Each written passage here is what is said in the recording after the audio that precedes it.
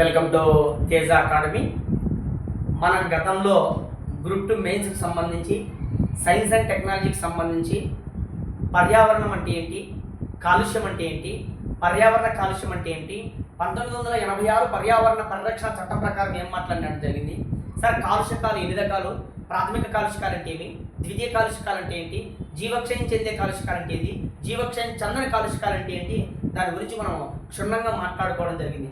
మరి ఇప్పుడు పర్యావరణ కాలుష్యంలో కొన్ని పదాలు ఉన్నాయి.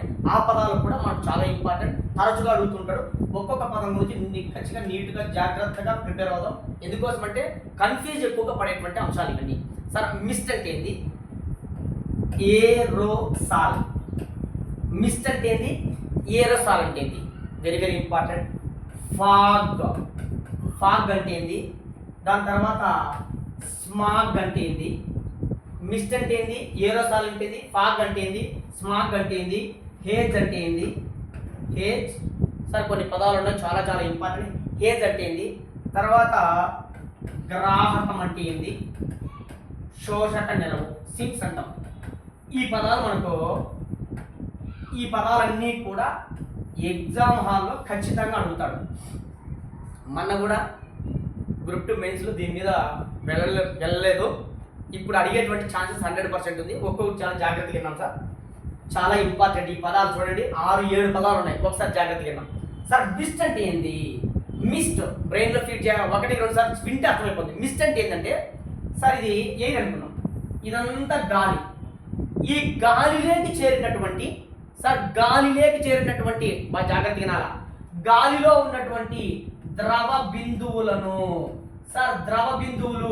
సార్ గాలిలోకి చేరినటువంటి ద్రవ బిందువులను సార్ నీటి బిందువులను ఏమంటామంటే మిస్ట్ అంటాము. మళ్ళీ చెప్తున్నా, ఇదంతా ఏం అనుకున్నాం, ఈ గాలిలోకి చేరిన ద్రవ బిందువులు నీటి బిందువులు, ఈ నీటి బిందువులను ఏమంటామంటే మిస్ట్ అంటాం. మళ్ళీ ఒకసారి చెప్తున్నా, గాలిలోకి చేరినటువంటి నీటి బిందువులను మిస్ట్ అంటాం. సార్ ఏరోసాల్ అంటే ఏంటో తెలుసా, ఈ నీటి బిందువులలోకి గాలి ఈ చుట్టుపక్కల ఉన్న గాలి మళ్ళీ దాన్ని జాయిన్ అయినట్టు ఖాళీగా ఉన్నటువంటి నీటి బిందువులు. సార్ నీటి బిందువులు అంటే మధ్యలో గ్యాప్ ఉంటుంది, ఆ గ్యాపులేకి కానీ ఎయిర్ కానీ చేరింది అనుకో దాన్ని ఏరోసాల్ అంటాం. సార్ అందుకే నీట్గా జాగ్రత్తగా ఒకే దగ్గర చెప్తున్నా. మిస్ట్ అంటే ఏంటంటే గాలిలోకి చేరిన ద్రవ బిందువులను మిస్ట్ అంటే గాలిలోకి చేరిన ఆ ద్రవ బిందువుల లోపల ఒకవేళ ఎయిర్ జాయిన్ అయితే ఎయిర్ గాలి లోపల పోతే దాన్ని ఏరోసాల్ అంటాం. ఇంతే, ఇంకేం లేదు సార్. ఫస్ట్ వచ్చి గాలి ఉంది, గాలిలోకి ద్రవ బిందువులు వచ్చినాయి, దాన్ని మిస్ట్ అంటాం. ఆ మళ్ళా ద్రవ బిందువుల్లోకి కూడా ఎయిర్ వచ్చి చేరింది అనుకో దాన్ని ఏరోసాల్ అంటాం. ఎయిర్ వచ్చి చేరితే బ్రెయిన్లో ఫిట్ చేయాలా, ప్రతికి 2-3 సార్లు బాగా జాగ్రత్త రండి సార్. అన్ని ఒకే దగ్గర రాస్తున్నా. సార్ ఫాగ్ అంటే ఏంటో తెలుసా, ఫాగ్ అంటే ఏం లే, ఈ గాలిలోకి చేరిన ద్రవ బిందువులు ఉన్నాయి కదా, ఇవి గడ్డ కడతాయి, ఇవి పెల్లెంట్స్ అంటాం. సార్ మామూలుగా ఉప్పు రాళ్ళు ఉన్నాయి కదా, ఉప్పు మనకి సాల్ట్ కాకోకుండా రాయి ఉంది కదా, ఉప్పు రాయి. ఆ విధంగా ఫాగ్ అంటే అర్థం ఏంటంటే ఈ గాలిలోకి చేరినటువంటి నీటి బిందువులుగా సార్ గడ్డ కట్టిన నీటి బిందువులు. సార్ గడ్డ కట్టిన అంటే దీన్ని మంచు స్ఫటికాలు అంటాము. సార్ గడ్డ కట్టిపోయింటాయి, వీటిని ఏమంటామంటే ఫాగ్ అంటాము. బ్రెయిన్లో ఫీడ్ చేయాలా సార్, ప్రతిదీ చెప్తున్నా, జాగ్రత్తగా అర్థం చేసుకోవాలి. రేపు ఎగ్జామ్ హాల్లో ఈ వైపు 4 ఇచ్చి ఆ వైపు 4 జతపరచండి అంటాడు, అక్కడే మనం కన్ఫ్యూజ్ పడేది. మిస్ట్ అంటే ఏంటంటే గాలిలోకి చేరినటువంటి ద్రవ బిందువులు. సార్ ఇవి కేవలము నీటి రూపంలో ఉన్న ద్రవ బిందువులు మాత్రమే. సార్ దాంట్లో నుంచి ఎయిర్ జాయిన్ అయింది అనుకో, చుట్టూ ఎయిర్ ఉంటుంది, మనం దాంట్లో కూడా జాయిన్ అయిందంటే ఏరోసాల్ అంటాం. సార్ అట్లా కాకుండా ఇది గడ్డ కట్టి ఈ భూమికి దగ్గరలో ఎత్తులో పైన ఉంటుంది, అంటే మంచు స్ఫటికాల రూపంలో ఉంటుంది. సార్ స్ఫటికం అంటే గడ్డ కట్టిన రూపంలో ఉంటుంది. గడ్డ కడితే దాన్ని ఏమంటాడు, ఫాగ్ అంటాము. నేను చెప్పినట్టే రాసుకోండి, నేను చెప్పినట్టే పెన్ను పేపర్ తీసుకొని ప్రాక్టీస్ చేయండి, వచ్చేస్తుంది ఫాగ్. ఇక్కడ చూడండి సార్, స్మాగ్ పేరులోనే ఉంది. స్మాగ్ అంటే ఇది మీకు గుర్తుకుందా, ద్వితీయ కాలుష్యం దగ్గర చెప్పిన స్మాగ్. సార్ స్మాగ్లో స్మోక్ ప్లస్ ఫాగ్. సార్ మళ్ళీ చెప్తున్నా, జాగ్రత్త అనేది. స్మోక్ అంటే పొగ, ఫాగ్ అంటే స్ఫటికాలు. ఈ పొగ ఉంది కదా, పొగ మనం మామూలు గాలిలో విడుదల పొగ, ఆ పొగలో ఇది ఈ ఫాగ్ అంటే ఏంది, ఇది గడ్డ కట్టినటువంటి నీటి బిందువులు. సార్ గడ్డ కట్టిన నీటి స్ఫటికాలు, సార్ మంచు స్ఫటికాలు. ఈ మంచులో ఈ పొగలో ఏమైతే ఇవి వచ్చి చేస్తాయి. ఈ పొగలో ఇవి వచ్చి ఈ పొగలో ఈ నీటి బిందువులు చేరితే దాన్ని ఏమంటాం స్మాగ్ అంటాం. సరే ఏమి లే, స్మోక్ ప్లస్ ఫాగ్ కలిస్తే స్మాగ్. మళ్ళీ చెప్తున్నా, స్మోక్ అంటే పొగలో ఏముంటాయంటే గడ్డకట్టిన స్ఫటికాలు చేస్తే దాన్ని స్మాగ్ అంటాము. ఇది ద్వితీయ కాలుష్యం. ఎందుకంటే ఇది ప్రైమరీ పొల్యూంట్, ఇది ప్రైమరీ పొల్యూంట్ రెండు. సార్ ఇది మంచు స్ఫటికాలు కూడా పొల్యూషన్ అంటే పొల్యూషనే, ఎందుకంటే కనిపించదు వెహికల్స్ వచ్చేటప్పుడు మాట్లాడతాం దాని గురించి. కాబట్టి ఈ రెండు కూడా స్మాగ్ కిందకి వస్తాయి, ద్వితీయ కాలుష్యం కిందకి వస్తాయి. సార్ మిస్ట్ అంటే మళ్ళీ ఏం లే సార్, ఎయిర్ ఉంటుంది, ఎయిర్లో ద్రవ బిందువులు ఉంటాయి, దాంట్లోకి గ్యాస్ చేరింది అనుకో, వాయువులు చేరితే దాన్ని ఏరోసాల్ అంటాం సార్. అట్లా కాకుండా ఈ ఎయిర్లోకి గడ్డ కట్టిన స్ఫటికాలు చేరినాయి అనుకో, దాన్ని ఏమంటామంటే మనం ఫాగ్ అంటాం సార్. స్మాగ్ అంటే ఏంటంటే స్మోక్ ప్లస్ ఫాగ్, ఇది ఒక ద్వితీయ కాలుష్యం అని గుర్తుపెట్టుకోండి. Very very important. Hedge, hedge అంటే ఏం లేదు సార్, హేజ్ అంటే ఒకటే మసకతనం, తెలుగులో ఏమంటామంటే మసకతనం. సార్ ఈ పొగ ఉంటుంది అంటే ఈ పొగ దగ్గరికి ఈ దుమ్ము ధూళి రేణువులు చేరుతాయి సార్. ఏం లేదు సార్, ఈ తడిగా ఉన్నటువంటి పొగలేకి ఈ దుమ్ము ధూళి రేణువులు చేరతాయి. చేరడం వల్ల హేజ్ ఏర్పడుతుంది. హేజ్ అంటే మీ బ్రెయిన్లో ఎన్నోసార్లు కాంపిటీషన్ ఎగ్జామ్స్లో అడిగారు సార్, మసకతనం. ఈ రోజు ఢిల్లీ పొల్యూషన్ గల కారణం ఏంటంటే హేజే. హేజ్ అంటే తెలుగులో మసకతనం అంటాము సార్. ఏం లే, పొగ ఉంటుంది, ఆ పొగలో దుమ్ము ధూళి రేణువులు వచ్చి చేరతాయి సార్. ఈ హేజ్ అంటేనే మీ బ్రెయిన్లో ఫిట్ చేసింది ఏంటంటే దుమ్ము ధూళి రేణువులు అనేది గుర్తుపెట్టుకోండి. ఈ దుమ్ము ధూళి రేణువులు ఈ పొగలేకి వచ్చి చేరడం వల్ల, ఈ తడిగా ఉన్న పొగలేకి చేరడం వల్ల అతకబడి ఉంటాయి. తద్వారా వచ్చేటువంటి వెహికల్స్కు మసకతనం వల్ల యాక్సిడెంట్లు అయ్యేటువంటి అవకాశం ఉంది. హేజ్ అంటే దుమ్ము ధూళి, పొగలేకి దుమ్ము ధూళి వచ్చి చేరతాయని గుర్తుపెట్టుకోండి. 1కి 2 సార్లు జాగ్రత్తగా అర్థం చేసుకోండి సార్. మళ్ళీ చెప్తున్నా సార్, బాగా జాగ్రత్తగా రండి. మిమ్మల్ని రేపు ఎగ్జామ్ హాల్లో ఒకవైపు జతపరచండి అని చెప్పి యువతల వైపు ఉన్న అంశాలను అడుగుతాడు. అది బాగా గుర్తుపెట్టుకుని. మిస్ట్ అంటే గాలి ఉంది, గాలిలోకి చేరినటువంటి ద్రవ బిందువులు, దాంట్లోకి గ్యాస్ చేరితే దాన్ని ఏరోసాల్ అంటాం సార్. అట్లా కాకుండా దాంట్లోనే గడ్డ కట్టిన మంచు స్ఫటికాలు చేరితే దాన్ని ఏమంటామంటే ఫాగ్ అంటాము. స్మాగ్ అంటే ఏంటంటే స్మోక్ ప్లస్ ఫాగ్ కలిస్తే స్మాగ్ ఏర్పడుతుంది, అదొక ద్వితీయ కాలుష్యం సార్. హేజ్ అంటే ఏం లే, ఈ పొగ ఉంది కదా, ఈ పొగలోకి తడిగా ఉంటుంది కదా పొగ, ఈ తడిలోకి దుమ్ముధూళి, మీ బ్రెయిన్లో దుమ్ముధూళి కనపడతాను సార్. దుమ్ముధూళి రేణువులు వచ్చి ఆ పొగలోకి అటకబడడం వల్ల ఆ మసకతనం ఏర్పడుతుంది, దాన్ని హేజ్ అంటాను గుర్తుపెట్టుకోండి సార్. Very very important. గ్రాహకం అంటే ఏంది, శోషక నలువు, వెరీ వెరీ ఇంపార్టెంట్. ఈ రెండు మళ్ళీ ఒకసారి చాలా ఇంపార్టెంట్, జాగ్రత్తగా సార్. రెసెప్టార్, ఇంగ్లీష్లో రిసెప్టార్ అంటే గ్రాహకం. ఏం లేదు సార్, ఇవన్నీ పొల్యూషన్స్ కదా, ఈ కాలుష్యాలు కదా, ఎవరి మీదైతే ప్రభావం చూపుతుందో అదే గ్రాహకం, ఎవరి మీదైతే ప్రభావం చూపుతాయో అదే గ్రాహకము సార్. మళ్ళీ ఒకసారి చెప్తున్నా, పర్యావరణంలోకి ఎన్విరాన్మెంటల్లోకి చేరినటువంటి కాలుష్యకాలు ఎవరి మీదైతే ప్రభావం చూపుతుందో ఆ ప్రభావానికి గురైన చూడండి వాళ్ళను గ్రాహకం అంటారు, రిసెప్టార్ అంటాము సార్. పొల్యూటెంట్స్ సార్, మలినాలు లేదా కాలుష్యకాలు సార్. మలినం అనే ఒకటే, కాలుష్యకాలు అనే ఒకటే, హానికరమైన పదార్థాలు అన్నీ ఒకటే. ఈ మలినం కానీ, ఈ కాలుష్య పదార్థాలు కానీ, ఈ మలినాలు కానీ, ఈ పొల్యూటెంట్స్ కానీ ఎవరి మీదైతే ప్రభావం చూపుతాయో ఎవరైతే ప్రభావానికి గురి అయినారో వాళ్ళని ఏమంటామంటే రిసెప్టార్ లేదా గ్రాహకం అంటారు సార్. గ్రాహకం అనే ఒకటే, రిసెప్టార్ అనే ఒకటే. మళ్ళీ చెప్తున్నా, రిసెప్టార్ లేదా గ్రాహకం అంటే అర్థం ఏంటంటే పొల్యూషన్స్ ఇవన్నీ కూడా ఎవరి మీదైతే ప్రభావం చూపుతాయో, ఎవరైతే కాలుష్యానికి గురవుతారో, ఎవరైతే ప్రభావానికి గురవుతారో వాళ్ళను గ్రాహకాలు అంటారు. ఉదాహరణకు చిన్న ఎగ్జాంపుల్ చెప్తా చూడండి. సల్ఫర్ డైఆక్సైడ్ అనేటువంటి వాయువు ఉండడం వల్ల, సల్ఫర్ డైఆక్సైడ్ వాయువు భూమి మీద ఉండడం వల్ల కళ్ళల్లో మంట ఏర్పడుతుంది, కళ్ళ నుంచి నీళ్లు గారుతాయి సార్. రెస్పిరేటరీ సిస్టమ్స్లో కొన్ని లోపాలు ఏర్పడతాయి. కారణం ఎవరు? Sulphur dioxide. అది మలినము, అది పొల్యూషను, అది కాలుష్యకం. ఎవరి మీద ప్రభావం చూపుతుంది? మానవుల మీద. ఇక్కడ సల్ఫర్ డైఆక్సైడ్ మానవుల మీద ప్రభావం చూపుతుంది కాబట్టి గ్రాహకం ఎవరంటే మానవుడు. జాగ్రత్తగా గుర్తుపెట్టుకోవాలి. సల్ఫర్ డైఆక్సైడ్ వాయువు మానవుల మీద ప్రభావం చూపుతుంది కాబట్టి మానవుడు గ్రాహకం అవుతాడు. అదే కానీ మధుర రిఫైనరీ నుంచి సార్, మధుర నూనె శుద్ధి కర్మాగారం నుంచి విడుదలైన సల్ఫర్ వాయువు గాలిలో ఉన్నటువంటి ఆక్సిజన్తో కలిపి సల్ఫర్ డైఆక్సైడ్ ఏర్పడి తరువాత సల్ఫర్ ట్రైఆక్సైడ్గా మారి తరువాత H2Oతో చర్య జరిపితే సల్ఫ్యూరిక్ ఆమ్లంగా ఏర్పడుతుంది. ఈ సల్ఫ్యూరిక్ ఆమ్లం ఎక్కడ పడుతుంది? తాజ్మహల్ మీద పడుతుంది. తాజ్మహల్ ఏమైతుంది? అందంగా ఉన్న పాలరాయి మార్పులు కాస్త ఎల్లో కలర్లోకి మారుతుంది. ఎల్లో కలర్లోకి మారుతుంది అంటే అక్కడ మార్బుల్ క్యాన్సర్ ఏర్పడుతుంది. దాని మార్బుల్ క్యాన్సర్ అనే కదా. ఇక్కడ చూడండి, అక్కడ గ్రాహకం ఎవరు? తాజ్మహల్ సార్. ఎవరి మీదైతే ప్రభావం పడుతుందో, ఎవరైతే కాలుష్యానికి గురవుతారో వాడే గ్రాహకము. అనగా కొన్ని సందర్భాల్లో మానవుడు అయి ఉండొచ్చు, కొన్ని సందర్భాల్లో ఆస్తులు అయి ఉండొచ్చు. లైక్ తాజ్మహల్ మన ఆస్తి కిందే పరిగణిస్తాము. సార్ ఈ విధంగా మానవుడు కావచ్చు, ఈ విధంగా వృక్షాలు కావచ్చు. సార్ సల్ఫర్ డైఆక్సైడ్ వాయువు వల్ల H2SO గారు మారిన తర్వాత ఆ సల్ఫ్యూరిక్ ఆమ్లం చెట్ల మీద పడుతుంది. వృక్షాల మీద పడినప్పుడు పత్రాలలో ఉన్నటువంటి క్లోరోఫిల్ అంతా వెళ్ళిపోయి ఎల్లో కలర్లోకి మారుతుంది. దాన్ని క్లోరోసిస్ అంటాము అని మాట్లాడుకున్నాం. సార్ కణజాలము టిష్యూ బ్రేక్ అవుతుంది, నష్టమవుతుంది, దాన్ని నెక్రోసిస్ అన్నాం. ఇక్కడ గ్రాహకం ఎవరు? వృక్షాలు. సార్ దీన్ని బట్టి ఏమర్థమవుతుంది? ఎవరైతే ప్రభావానికి గురవుతున్నారో వాళ్ళను గ్రాహకం అంటారు, వాళ్ళను రిసెప్టార్ అంటారు. 1-2 సార్లు గుర్తుంచుకోండి. రేపు ఎగ్జామ్ హాల్లో గ్రాహకాలు కేవలం మానవుడు మాత్రమే అంటాడు. కాదు, గ్రాహకము మానవుడై ఉండొచ్చు, ప్రాణము లేని తాజ్మహల్ లాంటిదైనా ఉండొచ్చు, మరియు వృక్షాలై ఉండవచ్చు. ఎవడైనా గ్రాహకమే. ఎవడైతే ప్రభావానికి గురవుతాడో వాడే గ్రాహకం.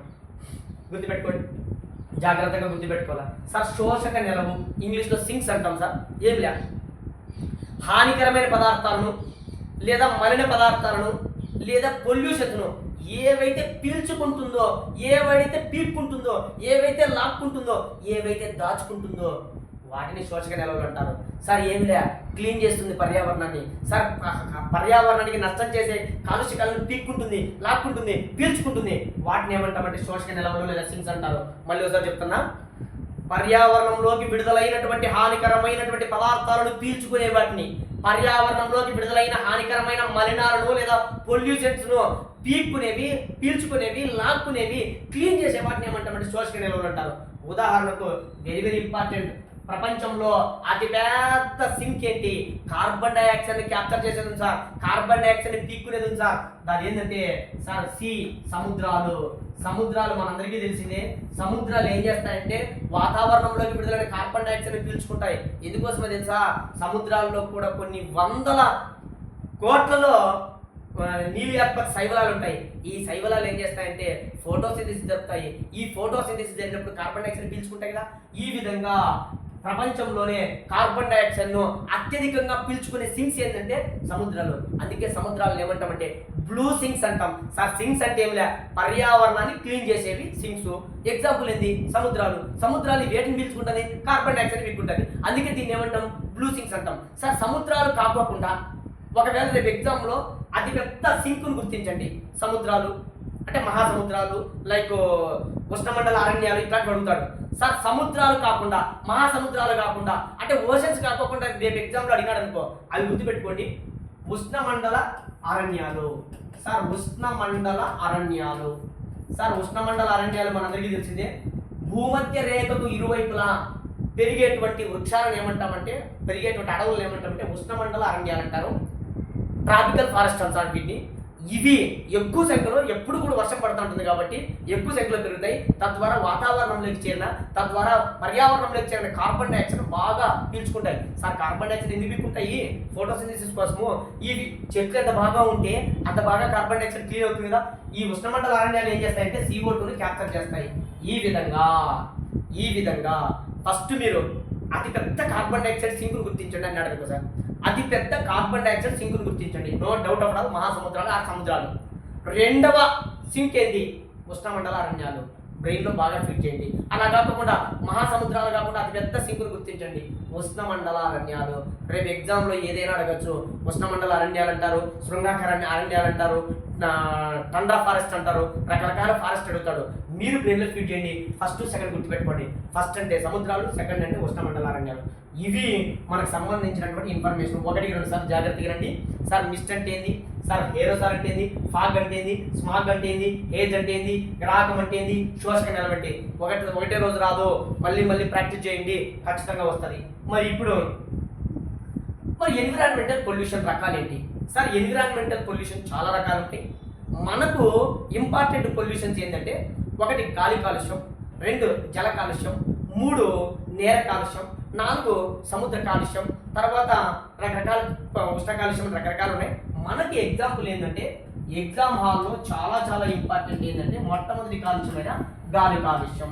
సార్ పర్యావరణ కాలుష్యంలో గాలి కాలుష్యం ఉంది, జల కాలుష్యం ఉంది, దాంతో పాటుగా నేల కాలుష్యం ఉంది, దాంతో పాటుగా ఉష్ణ కాలుష్యం ఉంది, రకరకాల కాలుష్యం, ధ్వని కాలుష్యం ఉంది, రకరకాల కాలుష్యాలు ఉన్నాయి. మనకు ఎగ్జామ్ హాల్లో అడిగేది ఏంటంటే గాలి కాలుష్యము. వెరీ ఇంపార్టెంట్, జాగ్రత్తగా విన్నాం. గాలి కాలుష్యం అంటే ఏంటి?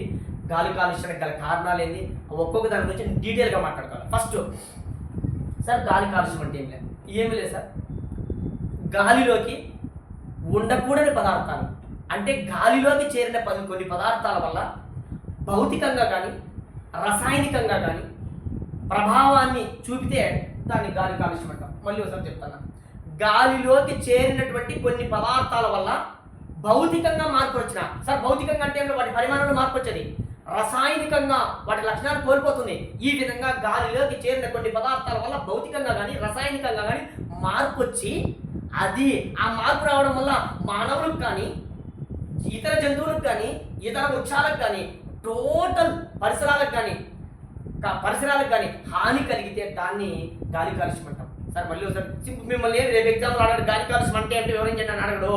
జస్ట్ గాలి కాలుష్యం అంటే ఏం లేదు, గాలిలోకి చేరిన పదార్థాల వల్ల మానవులకు కానీ జంతువులకు కానీ వృక్షాలకు కానీ ఇతర జీవులకు కానీ నష్టం కలిగితే దాన్ని గాలి కాలుష్యం అంటారు. మరి గాలి కాలుష్యానికి కారణమయ్యేటువంటి వాయువులు ఇంపార్టెంట్. ఆ వాయువులు ఒక్కొక్కటి చాలా చాలా ఇంపార్టెంట్. బాగా బ్రెయిన్లో ఫిట్ చేద్దాం, అవే మనకు రేపు ఎగ్జామ్లో అడిగేది. మరి గాలి కాలుష్యంలో ఉన్నటువంటి, సరే గాలి కాలుష్యం గురించి మాట్లాడుతున్నాం. ఈ గాలి కాలుష్యానికి గల కారణమైనటువంటి ఒక్కొక్క వాయువుల గురించి మాట్లాడుతున్నాం. ఆ వాయువులు చాలా ఇంపార్టెంట్. ఫస్ట్ వాయువు carbon monoxide, very very important. Sir ఎప్పుడైనా కానీ ఇది అణువు అంటాం సార్. అణువు అంటే ఏంటంటే 2 లేదా అంతకంటే ఎక్కువ పరమాణువుల కలయిక వల్ల ఏర్పడింది అణువు. సార్ ఏం లేదు, ఒక కార్బను ఒక ఆక్సిజన్ పరమాణువు కలయిక వల్ల ఏర్పడింది కార్బన్ మోనాక్సైడ్. సార్ CO2 పేరు వినే ఉంటారు, సైన్స్ వాళ్ళకి అర్థమవుతుంది, నాన్ సైన్స్ వాళ్ళ గురించి మాట్లాడుతున్నా. దీని చూడండి, కార్బన్ డైఆక్సైడ్, 2 ఆక్సిజన్ పరమాణువు ఒక కార్బన్ పరమాణు ఉంటుంది, ఇది ఒక అణువు. సార్ ఇక్కడ కార్బన్ మోనాక్సైడ్ గురించి మాట్లాడుతున్నా, చాలా చాలా ఇంపార్టెంట్. బ్రెయిన్లో ఫీడ్ చేయాలా ఖచ్చితంగా. గాలి కాలుష్యం అడుగుతారే దీని మీద ప్రశ్నలు ఉంటాయి, దీని మీదే మనకి వేరే దాని మీద ఉండదు. సరే ఫస్ట్ కార్బన్ మోనాక్సైడ్ వాయువు, ఇది రంగు ఉండదు, రుచి ఉండదు, వాసన అసలే ఉండదు, గాలి కంటే తేలికైన వాయువు. ఫస్ట్ బ్రెయిన్లో ఫీడ్ చేయండి సార్. సార్ కార్బన్ మోనాక్సైడ్ వాయువుకు రంగు ఉండదు, రుచి ఉండదు, వాసన ఉండదు, గాలి కంటే తేలికైనది అంటే గాలి కంటే పైకి వెళ్ళిపోతుందని గుర్తుపెట్టుకోండి, carbon monoxide. Sir carbon monoxide వాయువు ఎక్కడి నుంచి రిలీజ్ అవుతుంది, ఇది బిట్టు. సార్ కార్బన్ మోనాక్సైడ్ వాయువు ఈరోజు ప్రపంచంలో 50% కార్బన్ మోనాక్సైడ్ వాయువు ఎక్కడి నుంచి విడుదలవుతుందంటే ఆటోమొబైల్స్ రంగం నుంచి. Very very very important sir, బాగా బ్రెయిన్లో ఫిట్ చేయాలా. సార్ ఈరోజు భూమి మీదకి వచ్చినటువంటి కార్బన్ మోనాక్సైడ్ వాయువు అత్యధికంగా ఆటోమొబైల్స్ నుంచి అనగా వాహనాల నుంచి విడుదలవుతుంది, అనగా పరిశ్రమల నుంచి విడుదలవుతుంది. ఎక్కువ భాగం వాహనాల నుంచి విడుదలవుతుంది. సార్ వాహనాల నుంచి విడుదలయ్యే వాయువులు చాలా ఉంటాయి. వాహనాల నుంచి విడుదలయ్యే వాయువులు లైక్ కార్బన్ మోనాక్సైడ్ ఉంటుంది సార్, నైట్రోజన్ ఆక్సైడ్ ఉంటాయి సార్, సల్ఫర్ డైఆక్సైడ్ ఉంటాయి. ఇట్లాంటి వాయువుల్లోకెల్లా ఈ వాహనాల నుంచి అత్యధికంగా విడుదలయ్యే వాయువు కూడా 50% కార్బన్ మోనాక్సైడ్. సార్ రెండింటికి తేడా చెప్తానా. ఈరోజు భూమి మీద కార్బన్ మోనాక్సైడ్ ఎక్కడి నుంచి ఎక్కువ విడుదలవుతుందంటే వాహనాల నుంచినే. ఆ వాహనాల సైలెన్సర్ ఉంది కదా, ఇప్పుడు బండి అనుకోండి, బైక్, ఈ వాహనాల నుంచి సైలెన్సర్ నుంచి మన పొగ గొట్టంలో వాయువులన్నీ విడుదలవుతాయి కదా, ఆ విడుదలయ్యే వాయువులు చాలా వాయువులు ఉన్నాయి సార్. కార్బన్ మోనాక్సైడ్ వస్తుంది, సల్ఫర్ వస్తుంది, నైట్రోజన్ ఆక్సైడ్స్ వస్తాయి, ఇన్ని వాయువులు వస్తాయి కదా. అందులో కూడా ఎక్కడి నుంచి ఎక్కువగా వస్తాయి, ఏ వాయువు వస్తుందంటే కార్బన్ మోనాక్సైడే. వాహనాల నుంచి విడుదలయ్యే దాంట్లో ఆ పొగగొట్టం నుంచి వచ్చే వాయువులో 50% వాయువు కార్బన్ మోనాక్సైడే ఉంటుంది. సరే బాగా జాగ్రత్తగా గుర్తుపెట్టుకోవాలి. ఇంకా ఎక్కడి నుంచి విడుదలవుతుంది సార్ కార్బన్ మోనాక్సైడ్, బాగా బ్రెయిన్లో ఫిట్ చేయండి. ఇప్పుడు ఏం చెప్తున్నా సార్, వాహనాల నుంచి విడుదలవుతుంది. ముఖ్యంగా వాహన యొక్క పొగగొట్టాల నుంచి విడుదలయ్యే వాయువుల్లో 50% కార్బన్ మోనాక్సైడ్ ఉంటుంది. ఇంకా ఎక్కడి నుంచి విడుదలవుతుంది sir, very very important, cigarette పొగ నుంచి కూడా విడుదలవుతుంది. సార్ సిగరెట్ పొగలో కూడా ఏం వాయువు ఉంటుంది, కార్బన్ మోనాక్సైడ్ ఉంటుంది. బాగా బ్రెయిన్లో ఫిట్ చేయాలా. 1కి 2 సార్లు జాగ్రత్తగా గుర్తుపెట్టుకోవాలి. రేపు ఎన్నోసార్లు ఎగ్జామ్లో అడిగిన జరిగింది, సిగరెట్ పొగలో నుంచి విడుదలయ్యే వాయువు ఏంది సార్. సిగరెట్ తాగే వాళ్ళని గుర్తుపడితేనే వాళ్ళ వైపు చూస్తానే మనకు కార్బన్ మోనాక్సైడ్ రావాలా. సార్ మనం బైక్ గుర్తుకొస్తానే బైకుల నుంచి అధికంగా విడుదలవుతుంది, 50% ఎక్కువగా విడుదలైంది కార్బన్ మోనాక్సైడ్ అని గుర్తుపెట్టుకోండి సార్, సిగరెట్ పొగలో నుంచి. సార్ ఈ క్రింది వన్లో ప్రశ్న చూడండి, ఈ క్రింది వన్లో అత్యధికంగా ఆటోమొబైల్స్ నుంచి అత్యధికంగా విడుదలయ్యే వాయువును గుర్తించండి. ఆటోమొబైల్స్ అంటే ఏంటంటే కార్లు, బస్సులు, బండ్లు, సార్ బైక్స్ అంటాం కదా, బైకులు, ఆటోలు, ఈ విధంగా ఫ్యూయల్స్ ఉపయోగించుకునేటువంటి ఆటోమొబైల్సే. ఈ ఆటోమొబైల్స్ అత్యధికంగా విడుదలయ్యేది కార్బన్ మోనాక్సైడ్. ఆ విడుదలయ్యే వాటిలో 50% కార్బన్ మోనాక్సైడ్ వస్తుంది. మళ్ళీ ఆ మన పొగగొట్టాల నుంచి వచ్చే వాయువులో కూడా 50% ఇదే ఉంటుంది. అంత ఇంపార్టెంట్ కార్బన్ మోనాక్సైడ్. సార్ ఈ కార్బన్ మోనాక్సైడ్ వాయువు సిగరెట్ పొగలో కూడా విడుదలవుతుంది. ఇది బ్రెయిన్లో ఫీడ్ చేయండి. సిగరెట్ పొగలో విడుదలయ్యే వాయువు ఏంటంటే కార్బన్ మోనాక్సైడ్. బాగా బ్రెయిన్లో ఫీడ్ చేయండి. సార్ మరి ఈ కార్బన్ మోనాక్సైడ్ రంగు ఉండదు, రుచి ఉండదు, వాసన ఉండదు, గాలి కంటే తేలికైన వాయువు. ఇది సిగరెట్ పొగలో నుంచి విడుదలవుతుంది. దాంతోపాటు ఇది ఆటోమొబైల్స్ నుంచి విడుదలవుతుంది, పరిశ్రమల నుంచి విడుదలవుతుంది కదా. మరి కార్బన్ మోనాక్సైడ్ విడుదలయ్యడం వల్ల ఏం నష్టాలు ఉన్నాయి? సార్ ఫస్ట్ లాభాలు చూసుకొని, సార్ కార్బన్ మోనాక్సైడ్ లాభాలు. సార్ ఈ కార్బన్ మోనాక్సైడ్ కానీ ఏం లాభాలు ఉన్నాయంటే, ఫస్ట్ కార్బన్ మోనాక్సైడ్ ఉందనుకో, మన బాడీలో తక్కువ మోతాదులో కార్బన్ డైఆక్సైడ్ అవసరం. సార్ తక్కువ మోతాదులో కార్బన్ డైఆక్సైడ్ ఉంటే మన బాడీలో కార్బన్ మోనాక్సైడ్ న్యూరో ట్రాన్స్మిటర్గా ఉపయోగపడుతుంది. ఇది వెరీ వెరీ ఇంపార్టెంట్. ఇది బాగా బ్రెయిన్లో ఫిట్ చేయాలా. కార్బన్ మోనాక్సైడ్ అనేటువంటి వాయువు మన బాడీలో ఉందనుకో, అది న్యూరో ట్రాన్స్మిటర్గా పనిచేస్తుంది. సార్ న్యూరో ట్రాన్స్మిటర్ అంటే ఏం లే, సమాచారాన్ని తీసుకుపోయే వాటిని, తీసుకొచ్చే వాటిని న్యూరో ట్రాన్స్మిటర్స్ అంటాం. ఆ న్యూరో అంటే నాడీ కణాలు మనకు బాడీలో ఉంటాయి. ఈ నాడీ కణాలు సమాచారాన్ని వేగంగా బ్రెయిన్కి కానీ, బ్రెయిన్ నుంచి ఇతర అవయవాలకు కానీ తీసుకెళ్లాలంటే కొన్ని పదార్థాలు ఉపయోగపడతాయి. అందులో మన బాడీలో కార్బన్ మోనాక్సైడ్ ఉండడం వల్ల న్యూరో ట్రాన్స్మిటర్గా ఉపయోగపడుతుంది. ఎంత మోతాదులో? తక్కువ మోతాదులో ఉండాలా. తక్కువ మోతాదులో మన బాడీలో ఉంటే న్యూరో ట్రాన్స్మిటర్గా ఉపయోగపడి సమాచారాన్ని వేగంగా పంపించడానికి సహాయపడుతుంది. సరే ఇక్కడ లాభాల గురించి మాట్లాడుతున్నా. ఇదే కార్బన్ మోనాక్సైడ్ మన బాడీలో ముఖ్యంగా సార్ చాలా చాలా ఇంపార్టెంట్ సికెల్ సెల్ అనీమియా అనేటువంటిది ఒక వ్యాధి ఉంది. సికెల్ సెల్ అనీమియా, ఇది బ్రెయిన్లో ఫీడ్ చేయాలి. ఇది కూడా వెరీ వెరీ ఇంపార్టెంట్. ఈ సికెల్ సెల్ అనీమియా అనేటువంటి ఒక వ్యాధి ఉంది. ముఖ్యంగా గిరిజన ప్రాంతాల్లో ఎక్కువగా వస్తుంది. ముఖ్యంగా ఇది జన్యు సంబంధమైన వ్యాధి. ఏం లేదు సార్, కొడవలి ఆకారపు రక్తహీనత. ఏం లే, ఎర్ర రక్త కణాలు ఏమైతాయంటే, సికెల్ సెల్ అనీమియా అంటే ఏమి, ఎర్ర రక్త కణాలు ఈ కలర్ యాక్చువల్గా ఎర్ర రక్త కణాలు ద్విపుటాకారంగా ఉంటాయి, కానీ ఈ ఆకారంలోకి వస్తాయి. దాన్ని సికిల్ సెల్ కొడవలి ఆకారపు రక్తహీనత అంటాం. ఇది వచ్చినప్పుడు ఏమవుతుందంటే, ఈ ఎర్ర రక్త కణాలు, ఈ రెడ్ బ్లడ్ సెల్స్, ఈ కొనభాగము చాలా షార్ప్గా ఉండడం వల్ల ఈ రక్తనాళాలు ఏం చేస్తాయంటే బ్రేక్ చేస్తాయి. ఈ బ్రేక్ చేసినప్పుడు ఏమవుతుంది, బ్లడ్ రక్తనాళాల నుంచి బయటకు వస్తుంది. అదే సికిల్ సెల్ అనీమియా. ఈ సికిల్ సెల్ అనీమియా యొక్క చికిత్సలో కూడా కార్బన్ మోనాక్సైడ్ను ఉపయోగిస్తారు. సార్ ఈ రెండు కూడా బ్రెయిన్లో ఫిట్ చేయండి. కార్బన్ మోనాక్సైడ్ అంటే మన బాడీలో న్యూరో ట్రాన్స్మిటర్గా ఉపయోగపడుతుంది. ముఖ్యంగా సికిల్ సెల్ అనీమియా, గిరిజన ప్రాంతాల్లో ఎక్కువగా వచ్చేటువంటి సికిల్ సెల్ అనీమియా యొక్క వ్యాధి చికిత్సలో కూడా కార్బన్ మోనాక్సైడ్ ఉపయోగపడుతుంది. సార్ మన ఉపయోగాల కంటే నష్టాలే ఎక్కువ ఉంటాయి carbon monoxide. Very very important. మరి ఈ కార్బన్ మోనాక్సైడ్ వల్ల కలిగేటువంటి నష్టాలు ఏంటి ఇప్పుడు మనం గుర్తుపెట్టుకోవాలా. ఇప్పుడు నష్టాల గురించి మాట్లాడతాం. కార్బన్ మోనాక్సైడ్ ఏం నష్టాలు ఉంటాయి ఒకసారి చూద్దాం. సార్ మనందరికీ తెలిసిందే, నష్టాలు అంటానే ఫస్ట్ మొదటిసారిగా బ్రెయిన్లో ఫిట్ చేయండి. సార్ భూమి మీద ఓజోన్ ఏర్పడడంలో కీలక పాత్ర వహిస్తుంది. సార్ ఓజోన్ ఏర్పడడం, సార్ ఇక్కడ మీరు బాగా బ్రెయిన్లో ఫిట్ చేయండి. ఓజోన్ అనేది ఇది ట్రోపోస్పియర్లో ఉన్న ఓజోను. సార్ మనకు ఓజోను స్ట్రాటోస్పియర్లో ఉంటే మంచిది, స్ట్రాటోస్పియర్లో ఉంటే రక్షక పొరగా పనిచేస్తుంది. కానీ ఓజోన్ అనేది ట్రోపోస్పియర్లో ఉండకూడదు. ఇది ఒక ద్వితీయ కాలుష్యం అని మాట్లాడుకున్నాం చూడండి. ఇది ఓజోన్ అనేది ద్వితీయ కాలుష్యంగా ఉపయోగపడుతుంది. సార్ ఇంకా ఇది గ్రీన్ హౌస్ గ్యాస్ గా కూడా ఉపయోగపడుతుంది ఎక్కడ, ట్రోపోస్పియర్లో ఉంటే. మరి అట్లాంటి ఓజోన్ను ఏది ఏర్పాటు చేస్తుంది? కార్బన్ మోనాక్సైడ్ ఏర్పడేటట్టు చేస్తుంది. కార్బన్ మోనాక్సైడ్ గాలిలోకి ఎక్కువగా రిలీజ్ అయిందనుకో, ఈ ఓజోన్ వాయువు యొక్క పెరుగుతుంది. ట్రోపోస్పియర్లో ఓజోన్ వాయువు పెరుగుతుంది. సార్ ఓజోన్ వాయువు పెరిగితే పెరగనీళ్ళంటే ఓజోన్ వాయువు ఒక గ్రీన్ హౌస్ గ్యాస్. సార్ ఎక్కడ, ట్రోపోస్పియర్లో ఉంటే. ఇదే ఓజోన్ వాయువు స్ట్రాటోస్పియర్లో రెండో పొరలో ఉంటే రక్షక పొరగా ఉపయోగపడుతుంది. మరి చూడండి, ప్రధానమైన నష్టం ఏంటంటే ఓజోన్ పొర అనగా పరోక్షంగా గ్లోబల్ వార్మింగ్ కారణమయ్యే వాయువు కార్బన్ మోనాక్సైడ్. సార్ పరోక్షంగా ఎట్లా? ఇప్పుడు కార్బన్ డైఆక్సైడ్ అంటే ప్రత్యక్షంగా సహాయపడుతుంది. ఇంకా కార్బన్ మోనాక్సైడ్ ఏం చేస్తుంది? ఓజోన్ వాయువుని ఉత్పత్తి చేస్తే సహాయపడుతుంది. ఈ ఓజోన్ వాయువు ఏం చేస్తుందంటే గ్రీన్ హౌస్ గ్యాస్ గా పనిచేస్తుంది. సార్ గ్లోబల్ వార్మింగ్ అంటే ఇది మనం మళ్ళీ నెక్స్ట్ టాపిక్ లో క్షుణ్ణంగా ధ్యానించుదాం. మీరు ఇక్కడ గుర్తుపెట్టుకోండి, కార్బన్ మోనాక్సైడ్ వచ్చిందంటే ఓజోన్ వాయువు ఉత్పత్తి అవుతుంది.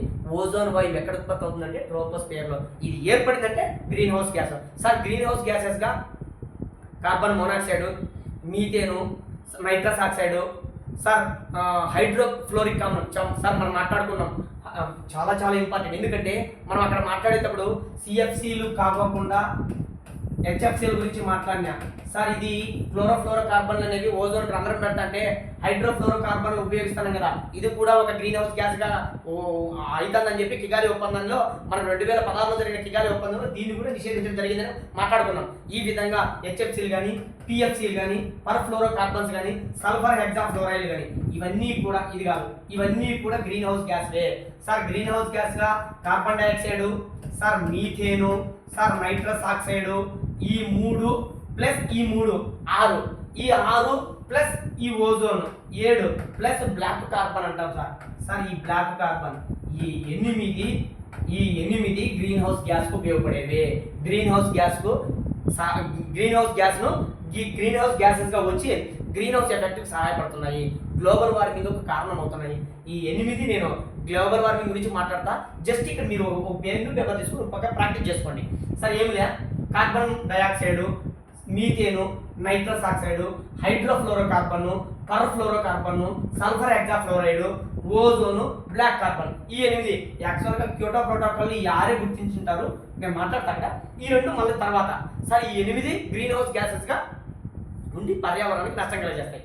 మరి కార్బన్ డైఆక్సైడ్ ప్రత్యక్షంగా చేయడంలా సార్ ఈ ఓజోన్ ఏర్పడడంలో, ట్రోపోస్ఫియరిక్ లో ఓజోన్ ఏర్పడడంలో కీలక పాత్ర వహిస్తున్న వాయువు ఏంటంటే కార్బన్ మోనాక్సైడ్, అనగా గ్లోబల్ వార్మింగ్ కు పరోక్షంగా కారణం అవుతుంది. ఇది గుర్తుపెట్టుకోండి. మరి ఈ కార్బన్ మోనాక్సైడ్ ఇంకా ఎందుకు ఉపయోగపడుతుంది, ఇంకా ఏం నష్టాలు కలగజేస్తుందంటే వెరీ ఇంపార్టెంట్. యాక్చువల్గా మన బాడీలో సార్ మనందరికీ తెలిసిందే ఎర్ర రక్త కణాల్లో హీమోగ్లోబిన్ ఉంటుంది.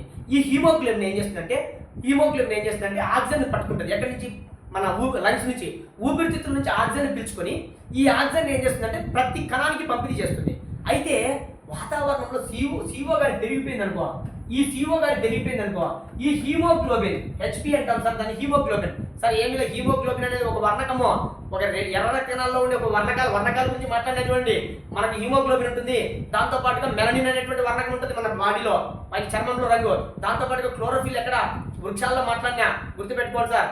ఇక్కడ చూడండి, హీమోగ్లోబిన్ అనేటువంటి ఒక వర్ణకం ఏం చేస్తుందంటే మన వాతావరణంలో కార్బన్ మోనాక్సైడ్ పెరిగింది అనుకో, ఇది డైరెక్ట్ లంగ్స్ లో పోతుంది.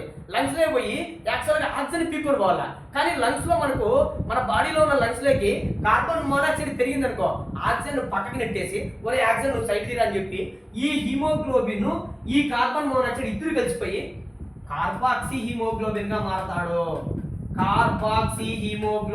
మారతాడు సార్. మారితే మాందీలు అంటే యాక్చువల్గా కణాలకు ఆక్సిజన్ పోవాలా, కానీ కణాలకి ఏం పోతుంది? కార్బన్ మోనాక్సైడ్ పోతుంది సార్. ఈ విధంగా కార్బాక్సీ హీమోగ్లోబిన్ కణాల్లోకి చేరడం వల్ల ఆక్సిజన్ అందక ఎనర్జీ ఉత్పత్తి కాక చనిపోయే అవకాశం ఉంది మానవుడు సార్. కళ్ళు తిరిగి చనిపోయే అవకాశం, కళ్ళు తిరుగుతాయి సార్. ఇదంతా కారణం ఏంటంటే కార్బన్ మోనాక్సైడ్ సార్. ఆక్సిజన్ కంటే కార్బన్ మోనాక్సైడ్ కు 300 రెట్లు అధికంగా హీమోగ్లోబిన్తో కలిసిపోతాడు సార్. ఏం లే, వాడు ఒక రెట్టు కలిసిపోతే వీడు 300 రెట్లు అత్యధికంగా హీమోగ్లోబిన్తో కలుస్తాడు. కలిసినప్పుడు ఏమైతే కార్బాక్సీ హీమోగ్లోబిన్ ఏర్పడుతుంది. ఇది కణాల్లో పెరిగిపోయింది అనుకో, ఆక్సిజన్ లభ్యత తగ్గిపోతుంది, తద్వారా ఎనర్జీ ఉత్పత్తి కాక చనిపోయే ప్రమాదం ఉంది.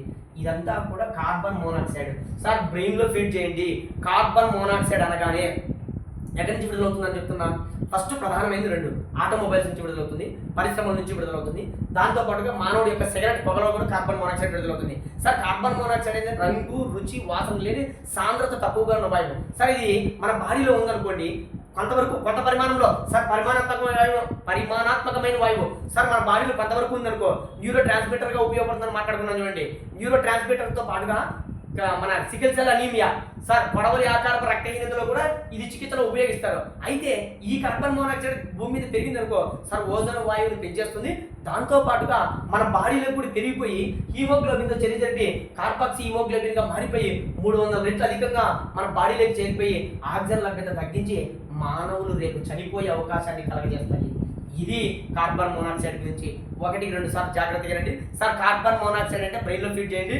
పొగగొట్టాలు సార్, బైకుల నుంచి కానీ మన కార్ల నుంచి కానీ విడుదలయ్యే దాంట్లో 50% కార్బన్ మోనాక్సైడ్ వాయువే ఉంటుంది. అనగా ప్రధాన సోర్సెస్ ఏంటంటే ఆటోమొబైల్స్ రంగం అని గుర్తుపెట్టుకోండి. మళ్ళీ ఆటోమొబైల్స్ లో కూడా 50% ఏముంటుందంటే కార్బన్ మోనాక్సైడ్. ఆ పొగగొట్టం నుంచి విడుదలయ్యే వాటి కదా, దాని నుంచి విడుదలయ్యే దాంట్లో కూడా 50% ఈ వాయువే ఉంటుందని గుర్తుపెట్టుకోండి సార్. 1-2 సార్లు చాలా చాలా ఇంపార్టెంట్ సార్. ఇంకా నెక్స్ట్ కార్బన్ మోనాక్సైడ్ తర్వాత రెండవ వాయువు ఏంటంటే సల్ఫర్ డయాక్సైడ్. సార్ మనందరికీ తెలిసిందే ఈ సల్ఫర్ డయాక్సైడ్ వాయువు ముఖ్యంగా సల్ఫర్ వాయువు. సార్ సల్ఫర్ తర్వాత ఆక్సిజన్తో కలిస్తే సల్ఫర్ డయాక్సైడ్ ఏర్పడుతుంది. ఈ రియాక్షన్ మీకు అవసరం లేదు. సల్ఫర్ ప్లస్ ఆక్సిజన్ కలిస్తే SO2 సల్ఫర్ డయాక్సైడ్ ఏర్పడుతుంది. సార్ ఈ సల్ఫర్ సోర్సెస్ ఏంటి, అసలు ఈ సల్ఫర్ ఎక్కడి నుంచి విడుదలవుతుంది, ఇది ఒకసారి చూద్దాం. బాగా గుర్తుపెట్టుకోవాలి సార్, ఎంత ఇంపార్టెంట్. దీని మీద కూడా తరచుగా ప్రశ్న అడుగుతున్నారు. ఒకసారి చూద్దాం.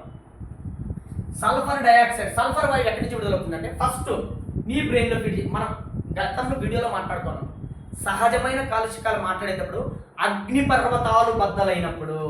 సార్ సల్ఫర్ వాయువు ఎక్కడి నుంచి విడుదలవుతుందంటే అగ్నిపర్వతాలు బద్దలైనప్పుడు కానీ, దానితో పాటుగా అగ్నిపర్వతాలు బద్దలైనప్పుడు కానీ, దానితో పాటుగా థర్మల్ విద్యుత్ కేంద్రాలు.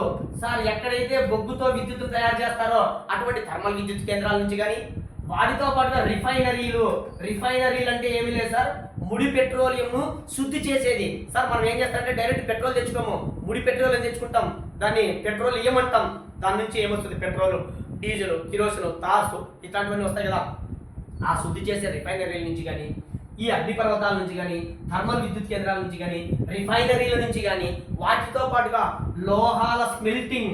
సార్ లోహాల ప్రగలనం అంటారు.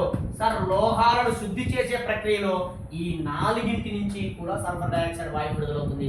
Very very very very important. బాగా బ్రెయిన్లో ఫీడ్ చేయాల్సింది. మళ్ళీ చెప్తున్నా, అంత ఇంపార్టెంట్ వాయువు. సార్ సోర్సెస్ అడుగుతాడు రేపు ఎగ్జామ్లో. ఏమడుగుతాడంటే సల్ఫర్ డయాక్సైడ్ వాయువు ఈ కింది వేటి నుంచి విడుదలవుతుందని చెప్పి 4 ఆప్షన్లు ఇచ్చి 1, 2 కరెక్ట్, 2, 3 కరెక్ట్ ఇట్లా అడుగుతాడు. అవి ఈ టఫ్ బిట్లు. ఈ టఫ్ బిట్లు చేయాలంటే ఫస్ట్ సోర్సెస్ నేర్చుకోండి. సార్ సహజంగా అగ్నిపర్వతాలు బద్దలైనప్పుడు విడుదలవుతుంది, థర్మల్ విద్యుత్ కేంద్రాల నుంచి విడుదలవుతుంది, రిఫైనరీ నుంచి విడుదలవుతుంది, లోహాల ప్రగలన నుంచి విడుదలవుతుంది సల్ఫర్ డయాక్సైడ్ వాయువు. బాగా గుర్తుపెట్టుకోండి. మరి ఈ విధంగా విడుదలైనటువంటి ఈ సల్ఫర్ వాయువు లేదా సల్ఫర్ డయాక్సైడ్ వాయువు ఏమేమి నష్టాలు ఉన్నాయి? సార్ మనందరికీ తెలిసింది సల్ఫర్ డయాక్సైడ్ ఏమేమి నష్టాలు ఉన్నాయంటే ఫస్ట్ నష్టం సార్ సల్ఫర్ డయాక్సైడ్ వాయువు గాలిలో చెర జరిగి, ముఖ్యంగా నీటితో చెర జరిగి ఏం విడుదలవుతుందంటే H2SO4 విడుదల చేస్తుంది. దీనినే సల్ఫ్యూరిక్ ఆమ్లం అంటాము, దీనినే ఆమ్ల వర్షాలు అంటాము. అనగా ఈ రోజు ఆమ్ల వర్షాలు రావడానికి ప్రధానమైన కారణాలు ఇద్దరున్నారు. ఒకరు సల్ఫర్ డయాక్సైడ్, 2 నైట్రోజన్ ఆక్సైడ్స్. అది వదిలేసేయండి. ఇదో ఈ సల్ఫర్ డయాక్సైడ్ వాయువు ఆమ్ల వర్షాలకు ప్రధానమైన కారణము. Sir sulphur dioxide. సార్ ఒక మాట, కార్బన్ మోనాక్సైడ్ జీవితకాలం ఎంతంటే అక్కడ గుర్తుపెట్టుకోండి, కార్బన్ మోనాక్సైడ్ జీవితకాలం ఏంటంటే 3 సంవత్సరాలు ఉంటుంది సార్. నేను ఆ కార్బన్ మోనాక్సైడ్ చెప్తే జీవితకాలం మర్చిపోయినా, ఒకసారి నోట్ చేసుకోండి. కార్బన్ మోనాక్సైడ్ జీవితకాలం ఏంటంటే 3 సంవత్సరాలు.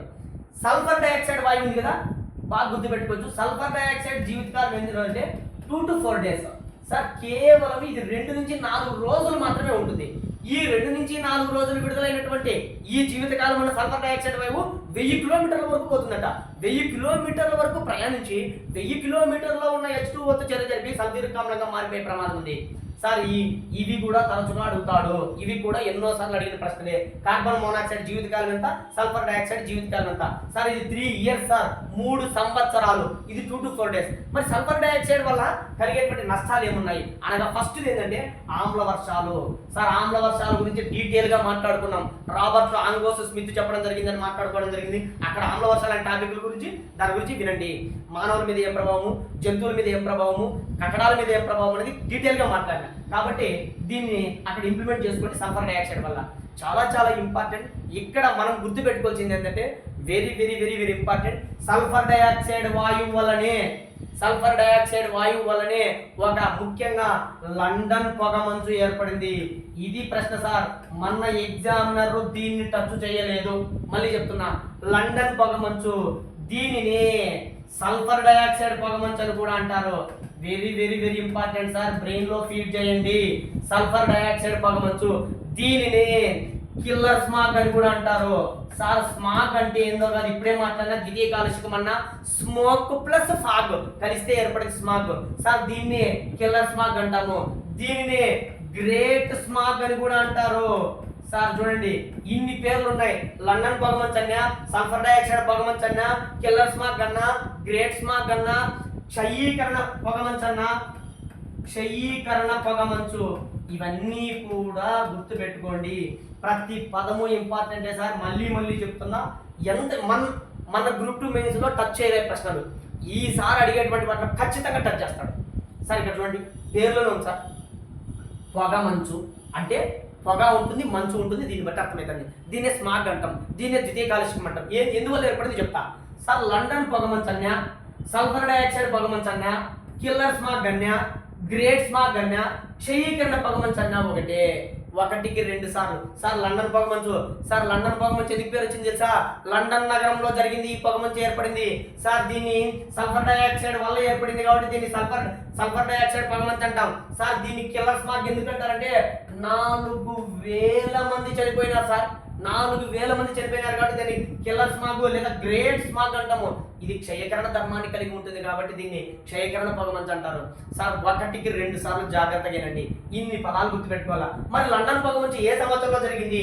ఇది బిట్టు సార్, బాగా జాగ్రత్తగా గుర్తుపెట్టుకోండి సార్. జాగ్రత్తగా ఎందుకోసం అంటే ఒకటికి 2 సార్లు అర్థం చేసుకుంటే కానీ రాదు. మరి లండన్ పొగ మంచు ఏ సంవత్సరంలో జరిగింది? 1952వ సంవత్సరంలో లండన్ నగరంలో. ముఖ్యంగా ఈ పొగమంచుకి ఇంకో పేరు ఏం పేరంటే సార్, చూడండి ఎన్ని పేర్లు ఉన్నాయి ఈ పొగమంచుకి. ఆర్ద్ర శీతల పొగమంచు అని కూడా అంటారు.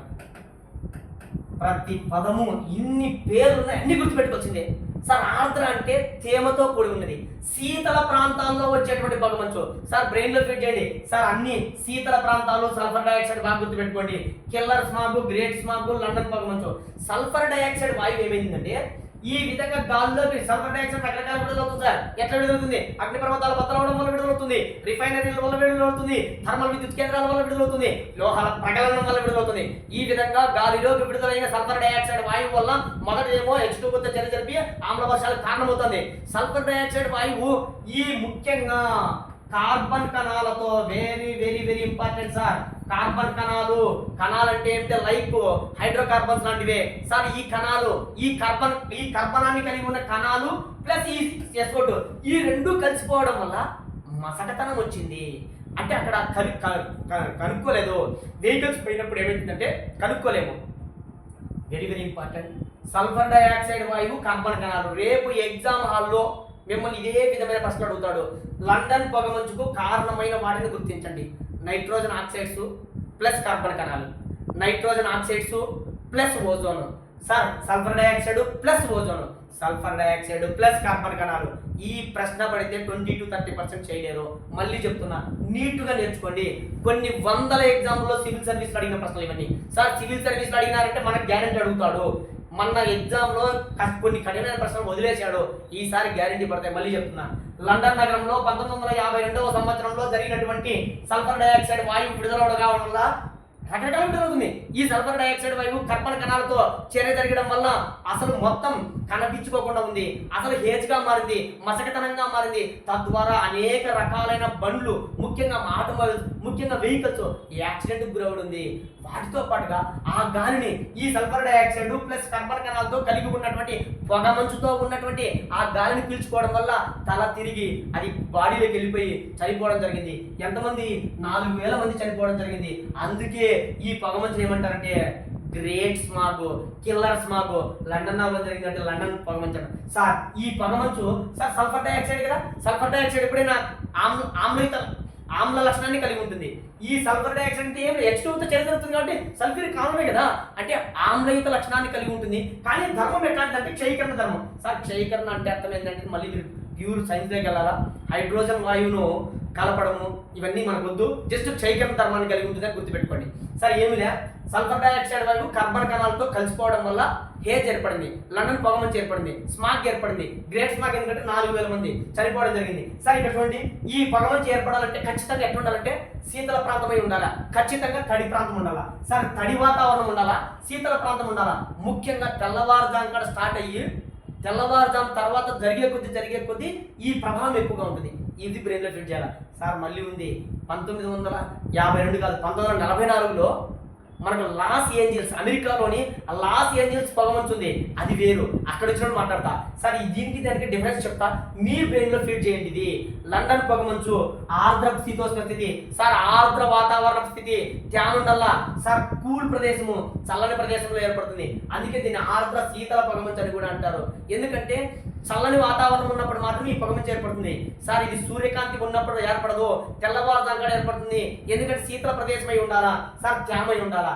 ఈ తేమ అనుకూలమైన పరిస్థితులు ఏంటంటే తెల్లవారుజామున 4 గంటల కాడ స్టార్ట్ అయ్యి పొయ్యే కొద్దీ అనగా సూర్యోదయం జరిగిన తర్వాత ఇంకా దాని ప్రభావం ఎక్కువగా ఉంటుంది. తద్వారా 4,000 మంది చనిపోవడం జరిగింది. ఇది సల్ఫర్ డైఆక్సైడ్ వల్ల కలిగేటువంటి నష్టాలు. బ్రెయిన్లో ఫీడ్ చేయాలి sir. Sulphur dioxide 2 to 4 days మాత్రమే ఉంటుంది. సల్ఫర్ డైఆక్సైడ్ 1000 కిలోమీటర్ల వరకు ప్రయాణించగలదు. సల్ఫర్ డైఆక్సైడ్ వల్ల దాదాపుగా ఆమ్ల వర్షాలు వస్తాయి. మీకు సల్ఫర్ డైఆక్సైడ్ అంటానే మీ బ్రెయిన్లో ఫీడ్ కాల్సింది ఏంటంటే ఆమ్ల వర్షాలు ఒకటి, నో డౌట్ అవ్వడా సల్ఫ్యూరిక్ ఆమ్లం ఏర్పడింది. దాని తర్వాత ఇంపార్టెంట్ లండన్ పొగమంచు. సార్ లండన్ పొగమంచు అనగానే సల్ఫర్ డైఆక్సైడ్ బ్రెయిన్లో ఫీడ్ చేయండి. సల్ఫర్ డైఆక్సైడ్ ప్లస్ కార్బన్ కణాలు రెండు కూడా కలిసిపోవడం వల్ల లండన్ పొగమంచు, the great smog, the killer smog అనేది ఏర్పడింది. ఆంధ్ర శీతల పొగమంచు అని కూడా ఏర్పడింది అని గుర్తుపెట్టుకోండి. Very very important sir. ఇంకా ఇంపార్టెంట్ ఏంటంటే ఈ సల్ఫర్ డైఆక్సైడ్ను అసలు ఏ దేశం ఎక్కువగా రిలీజ్ చేస్తుంది అని సర్వే చేస్తే అమెరికా దేశంలోని మేరీల్యాండ్ అనేటువంటి ఒక యూనివర్సిటీ ఏం చెప్పిందంటే ప్రపంచంలో సల్ఫర్ డైఆక్సైడ్ను అత్యధికంగా విడుదల చేస్తున్న దేశం ఏంటంటే మొదటి ప్లేస్లో ఉన్న దేశం ఏంటంటే భారతదేశం సార్, ఇండియా.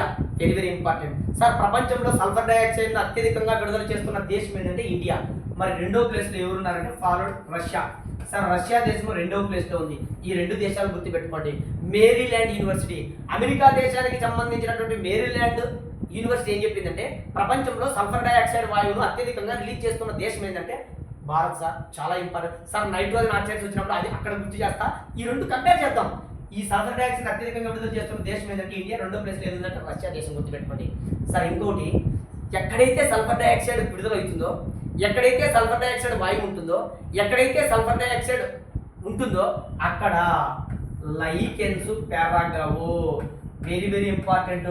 ఇది కూడా సివిల్ సర్వీస్ లో వచ్చినటువంటి ప్రశ్నే సార్. లైకెన్స్ ఎక్కడైతే పెరగవో సార్, లైకెన్స్ పెరగలేదు అంటే సల్ఫర్ డైఆక్సైడ్ వాయువు ఉంది అనగా దీన్ని సార్ బయో ఇండికేటర్లుగా పేర్కొంటారు sir. Bio indicators very very very important. ఈ క్రింది వాటిలో బయో ఇండికేటర్ను గుర్తించండి సార్. ఇండికేటర్ అంటే సూచిక సార్.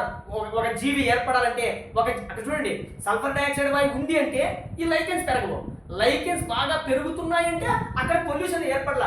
ఏది? Sulphur dioxide. సల్ఫర్ డైఆక్సైడ్ వాయువు ఎక్కడైతే విడుదలవుతుందో ఆ ప్రాంతాలలో లైకెన్స్ పెరగవు సార్. లైకెన్స్ అంటే ఏంది కాదు, శైవలము శిలీంధ్రము రెండు కలిసిపోయి ఏర్పడినటువంటి సహజీవనమే లైకెన్స్ సార్. సింబయాసిస్ అంటే మళ్ళీ మాట్లాడతారు. 2 జీవులు పాల్గొని 2 జీవులకు లాభం జరిగితే దాన్ని సింబయాసిస్ లేదా సహజీవనం అంటారు.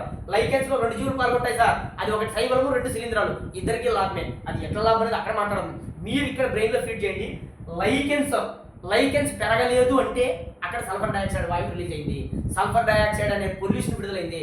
పొల్యూషన్ విడుదలైంది కాబట్టి లైకెన్స్ పెరగడం లేదు. అందుకే దీన్ని బయో ఇండికేటర్స్ గా పేర్కొంటారు సార్. ఇంకోటి, ఈ లైకెన్స్ ఎక్కడ ఉంటాయంటే ముఖ్యంగా మనము రాతి అనుక్రమం అంటాం సార్. రాతి అనుక్రమం సార్. అనుక్రమం అంటే ఏమిలా, ఏదైనా ఒక ప్రాంతంలో ఒక జీవం స్టార్ట్ అయ్యేది సార్. ఒక ప్రాంతంలో ఒక జీవం స్టార్ట్ అయ్యేది, అది మళ్ళీ మాట్లాడతాం. అనుక్రమం ఏంలా, ఒక ప్రాంతంలో జీవం స్టార్ట్ అయ్యేదాన్ని అనుక్రమం అంటాం. ఇక్కడ జీవం ఎక్కడ స్టార్ట్ అవుతుంది? రాతి మీద ప్రారంభమవుతుంది అంటే దాన్ని రాతి అనుక్రమం అంటాం. రాతి అనుక్రమం మీద ఫస్ట్ జీవి ఏంది? పయనీర్ జీవి, మొదటి జీవి ఏంటంటే లైకెన్స్ నుంచి స్టార్ట్ అవుతుంది. అటువంటి లైకెన్స్, అంత ఇంపార్టెంట్ ఉన్న లైకెన్స్ చూడండి సార్. ఒక్కొక్క జీవి ఏర్పడితేనే మనం బయోడైవర్సిటీ బాగా పెరగలదు. మరి అట్లాంటి లైకెన్స్ రాతి అనుక్రమం మీద మొదటిసారిగా పెరిగేటువంటి పయనీర్ జీవైన లైకెన్స్ సల్ఫర్ డైఆక్సైడ్ వాయువు వచ్చిందంటే లైకెన్స్ పెరగడం లే.